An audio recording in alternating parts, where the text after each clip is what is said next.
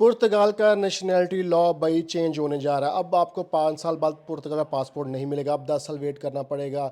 क्या ये लॉ वाकई में अप्रूव्ड हो जाएगा इस दफ़ा? क्या सर्कमस्टांसिस है? वीडियो का टॉपिक बड़ा इंटरेस्टिंग है। जो लोग एलिजिबल हो गए फाइल लॉक से, क्या वो अभी भी नेशनैलिटी अप्लाई कर सकते हैं या नहीं कर सकते?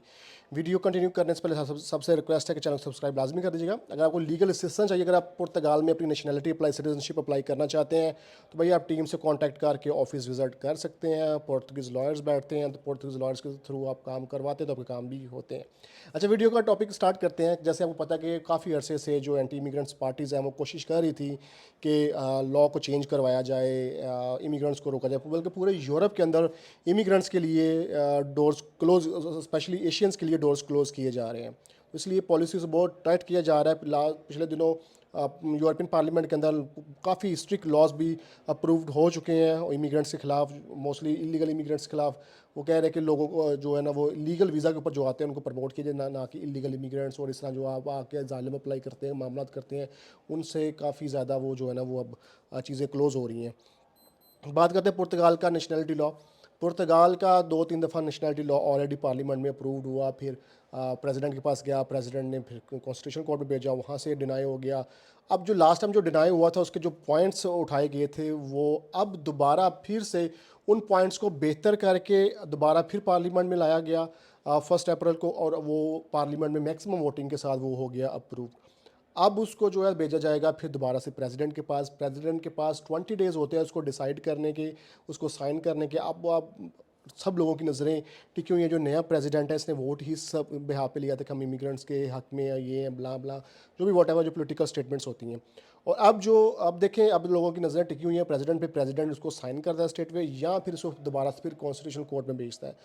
लेकिन जो लॉयर्स का मैं एनालिसिस बता दूं, लॉयर्स का ये कहना है कि इस दफ़ा मैक्सिमम चांसेस हैं, हम तो दुआ ये करते हैं कि ये रिफ्यूज़ हो जाए, लेकिन मैक्सिमम चांसेस हैं कि ये अप्रूव हो जाएगा। अप्रूव और मेजर चेंजिंग्स लोग पूछ रहे हैं, इसके अंदर मेजर चेंजिंग्स क्या हैं? वही 5 साल के बजाय 10 साल बाद आप नेशनलिटी अप्लाई कर सकेंगे। उसके बाद जो फाइल लॉक का सिस्टम था कि आपका जो 1.5-2 साल आपके ज़ाया होते थे फाइल लॉक और कार्ड मिलने के दरमियान में जो टाइम था, उसको फिर दोबारा ख़त्म करके जब आपको पहला कार्ड इशू होगा फिर से स्टार्ट होगा।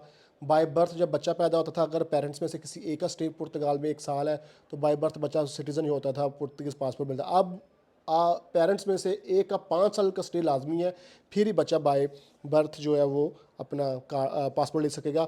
और बच्चे के ब्याह पे जो सिटीज़नशिप, अर्ली सिटीज़नशिप अप्लाई करते थे, वो अब उनको पेरेंट्स को भी 10 साल कंप्लीट करने पड़ेंगे इस कंट्री के अंदर सिटीज़नशिप लेने के लिए। ये मेजर चेंजिंग्स है, बाकी और बहुत सी चेंजिंग्स हैं।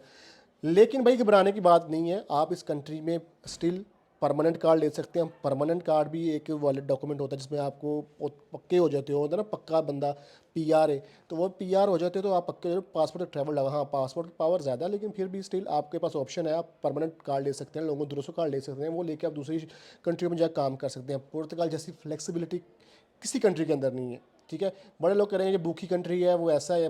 भाई अगर भूखी कंट्री है तो आप कौन सी इतनी रिच कंट्री से उठ के इधर आ गए हैं? आप अपनी कंट्री में फिर रहते क्यों आए हैं आप यहाँ पे? बहुत लोग बुरा भला कहते हैं सोशल मीडिया के ऊपर, और कई लोगों से मिलते भी हैं, भूख है यहाँ पे। भाई हमारी कंट्री में भूख है, आप टीवी पे देखें, न्यूज़ पे देखें, पेट्रोल महंगा हो रहा है, लोग लड़ रहे हैं लाइनों में लग के, क्या जहलीत है वहाँ पे। तो आप वहाँ से उठ के एक ऑर्गेनाइज्ड कंट्री में आए, तो हर कंट्री के अंदर हर कंट्री के अपने रूल्स होते हैं, आपको फॉलो करना पड़ता है। तो जितनी फ्लेक्सिबिलिटी, मैंने काफ़ी ट्रैवल किया यूरोप के अंदर, जितनी फ्लेक्सिबिलिटी यहाँ पे है किसी यूरोपियन कंट्री के अंदर नहीं है। तो आपके पास स्टिल एक है कि आप परमानेंट कार्ड ले सकते हैं, लोगों को दूसरों कार्ड ले सकते हैं, फैमिली को यहाँ पे सेटल कर सकते हैं, पासपोर्ट भी मिल जाएगा आपको।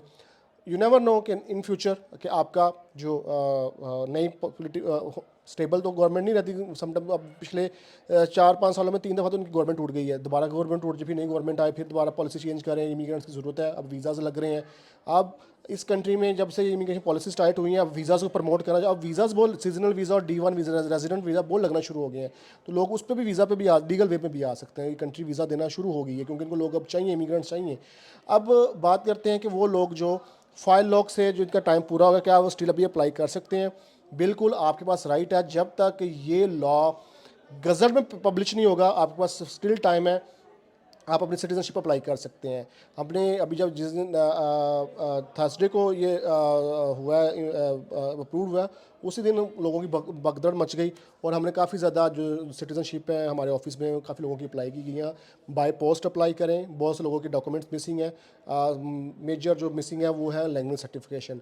तो आप स्कूल के अंदर इनरोल होके आप डिक्लेरेशन लेके अपनी सिटीज़नशिप अप्लाई कर सकते हैं अप्रूवल से पहले पहले। जब जब गज़ट में आ जाएगा तो उसके बाद गज़ट में आने के बाद जो लोग अप्लाई करेंगे वो फिर नए लॉ के अंदर आएंगे, प्रीवियस लॉ के अंदर नहीं। अगर गज़ट में पब्लिश होने से पहले पहले अगर अप्लाई करते हैं तो फिर आप प्रीवियस लॉ के अंदर कंसीडर किए जाएंगे, फिर आपको 5 साल ही का वो जो होगा वो उसमें आप काउंट किए जाएंगे। तो ये भाई अपडेट थी नेशनैलिटी लॉ से रिलेटेड। बहुत से लोग कहते हैं आप वीडियोज़ नहीं बनाते हो, हम कुछ प्रोजेक्ट्स हैं हमारे फिनटेक के उसके अंदर बिजी हैं, तो इसलिए आजकल सोशल मीडिया से कट ऑफ हुए हैं क्योंकि हमारे प्रोजेक्ट्स को लॉन्च करना है, तो टाइम बड़ा शॉर्ट है, तो इसलिए हम आजकल वहाँ बिजी हैं। तो मिलते हैं नेक्स्ट वीडियो में एक नई इन्फॉर्मेशन एक नई टॉपिक से। अपना बहुत सारा ख्याल रखें। मिलते हैं नेक्स्ट वीडियो में जी। अल्लाह हाफिज़।